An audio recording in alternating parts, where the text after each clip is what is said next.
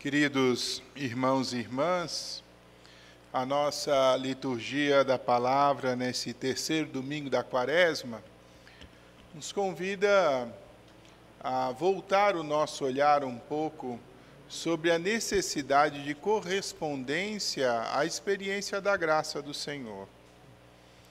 Na nossa primeira leitura, o Senhor se apresenta a Moisés.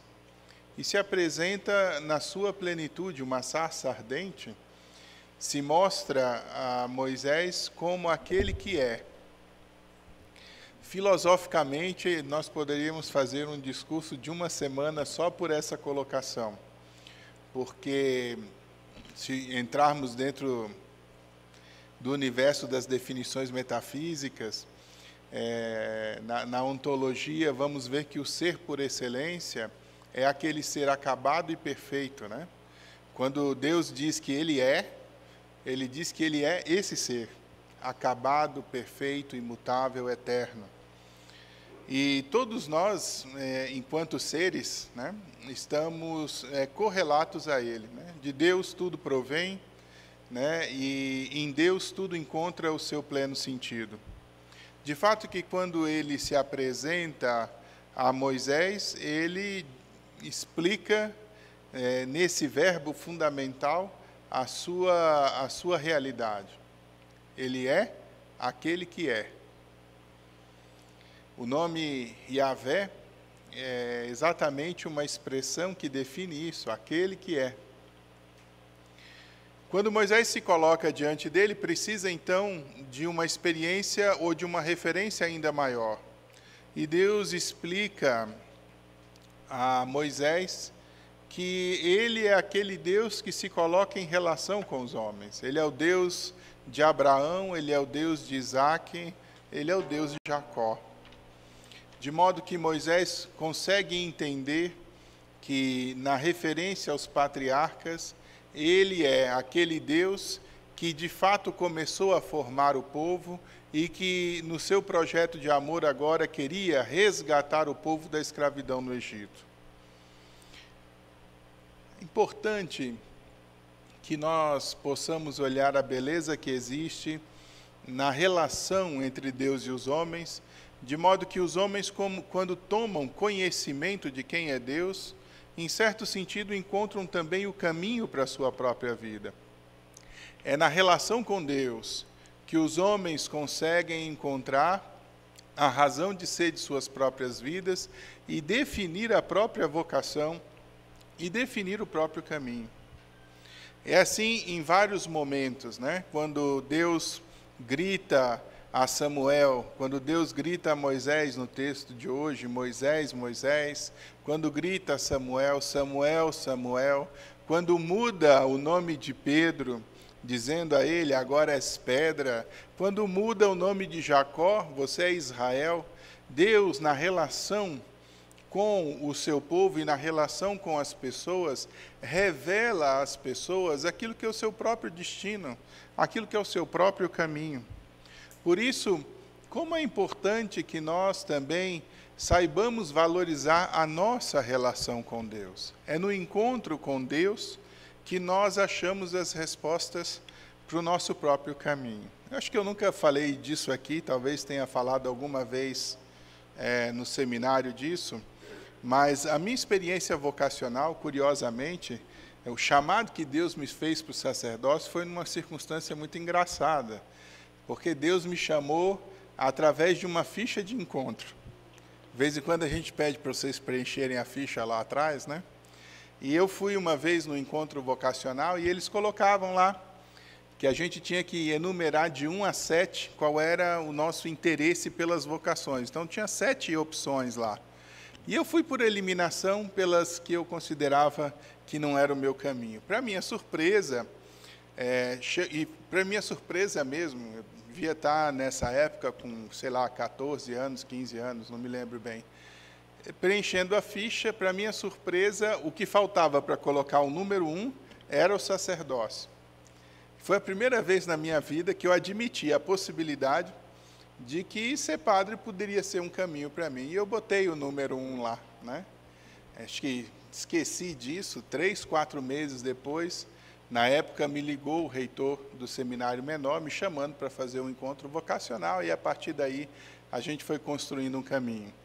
Mas para dizer, às vezes Deus entra, né, em contato conosco de muitas maneiras e nos atrai também, né, a essa experiência com Ele, a essa comunhão com Ele.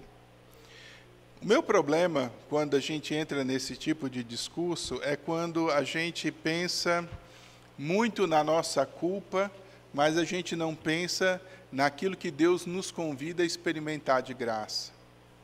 Por que eu estou dizendo isso? Porque tanto a segunda leitura quanto o Evangelho fala da quantidade de graças que todo mundo recebe, mas da quantidade de pessoas que nem sempre aproveitam essa experiência da graça. Veja a fala hoje de São Paulo aos Coríntios, né? Falando dos ancestrais, né? Todos passaram pelo mar, todos foram batizados em Moisés sobre a nuvem e pelo mar, todos comeram do mesmo alimento espiritual, todos beberam da mesma bebida espiritual. De fato, bebiam de um rochedo espiritual que os acompanhava. E aí ele explica, né, esse rochedo já era o Cristo. No entanto, a maior parte deles desagradou a Deus, pois morreram e ficaram no deserto. É engraçado como a graça é ofertada para todos, mas nem todos aproveitam da graça de maneira eficiente. A gente, todo dia na missa, no momento da consagração, fala que o corpo e o sangue de Jesus é ofertado para a redenção de todos, para a salvação de todos. Mas nem todos alcançam a experiência da salvação, porque nem sempre aproveitam de maneira eficiente e qualificada daquilo que recebem. E é curiosa a história, de novo, no Evangelho, porque tem uma figueira plantada lá que não dá fruto. E o dono da figueira olha para aquele negócio e diz, vamos arrancar ela, porque por que inutilizar a terra com uma planta que não dá fruto? Aí o vinhateiro diz, calma, vamos dar uma adubada aqui, vamos dar uma ajeitada, vamos ver, se no ano que vem ela não der fruto, a gente arranca. Mas quando nós paramos para pensar no que isso significa, é exatamente aquelas pessoas que experimentam de todas as graças possíveis que vêm da parte de Deus e muitas vezes não aproveitam dessas graças. Não fazem essas graças frutificar em dons. Não tornam essas graças uma realidade eficiente para a gente viver com mais qualidade a nossa vida.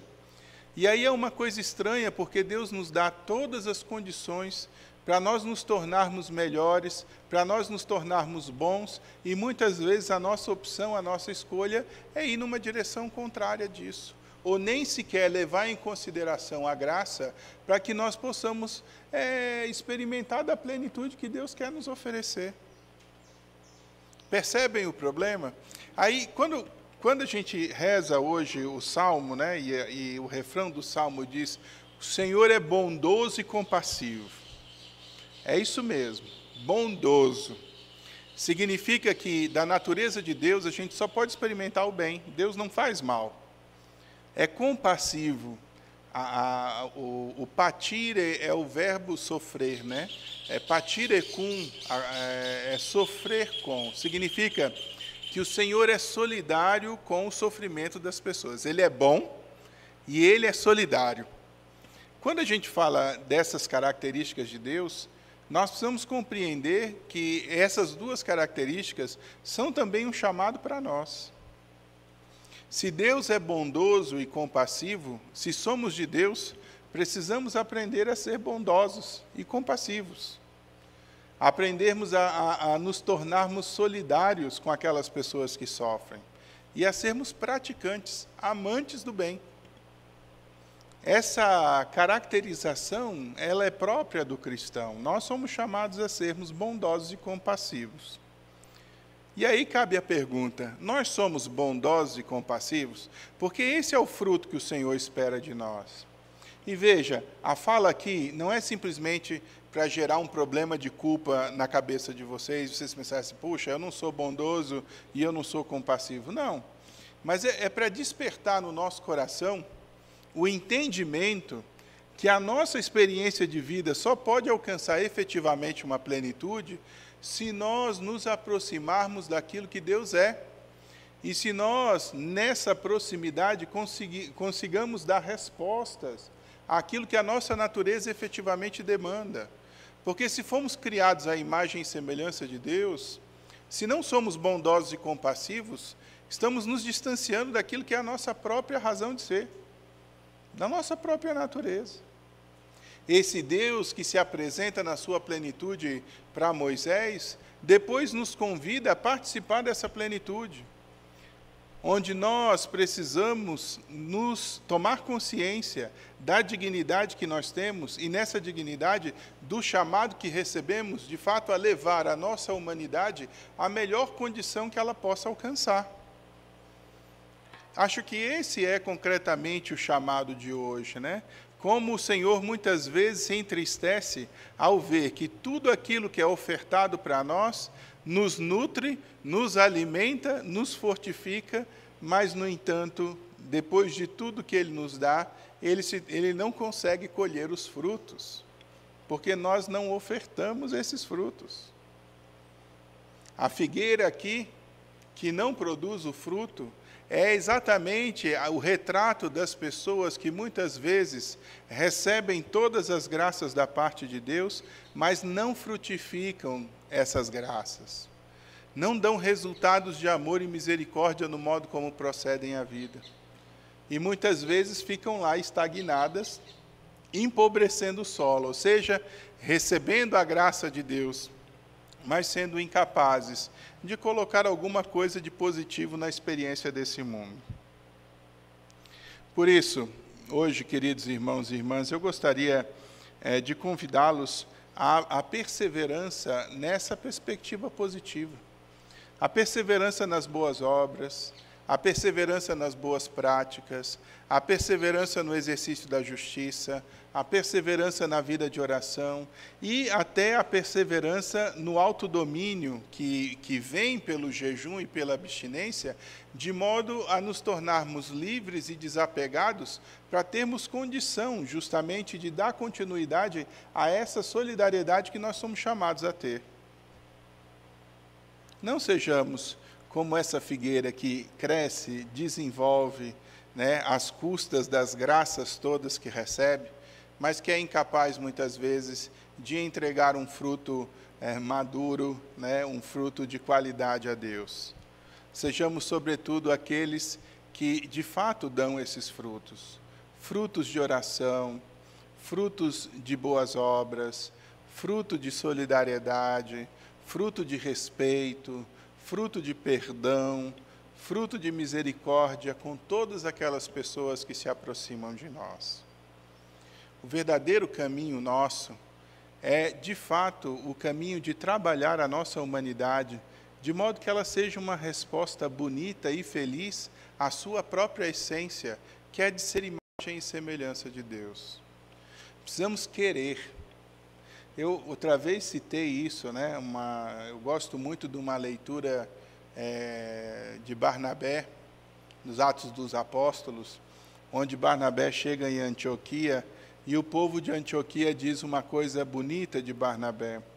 Diz que Barnabé era um homem temente a Deus, bom, né? E misericordioso, justo.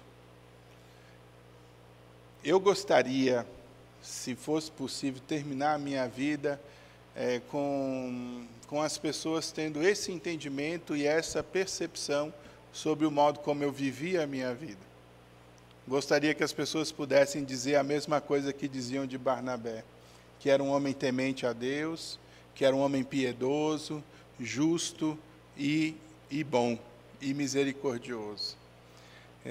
Não sei, eu acho que a gente precisa querer isso. Precisa querer isso. Tem gente procurando felicidade na Mega Sena, né? Tem gente procurando felicidade no carro novo que vai comprar, tem gente procurando felicidade no dinheiro que junta, tem gente, né, procurando felicidade, sei lá, em tantas coisas, né? E muitas vezes não se pergunta, né, ou nem chega a perceber que a verdadeira felicidade consiste, sobretudo, em qualificar a nossa própria humanidade, em tornar a nossa humanidade excelente. A mãe de família, por exemplo, né, que cuida dos seus filhos, se preocupa tanto, né, de que eles estudem, que eles passem num concurso, que eles alcancem a estabilidade. E eu me lembro do texto do livro dos Provérbios, onde a mãe canta com alegria, disse: fiz crescer um homem para o Senhor, formar homens e mulheres de bem. Esse talvez seja o grande desafio nosso. Porque homens e mulheres de bem encontram o seu sustento, vocês não precisam ter dúvida disso. Então, às vezes, a gente tira o foco das coisas certas, das coisas boas e das coisas lícitas, e colocamos o nosso olhar em coisas que muitas vezes não vão ser capazes de estruturar a nossa vida de fato e de organizar o nosso caráter.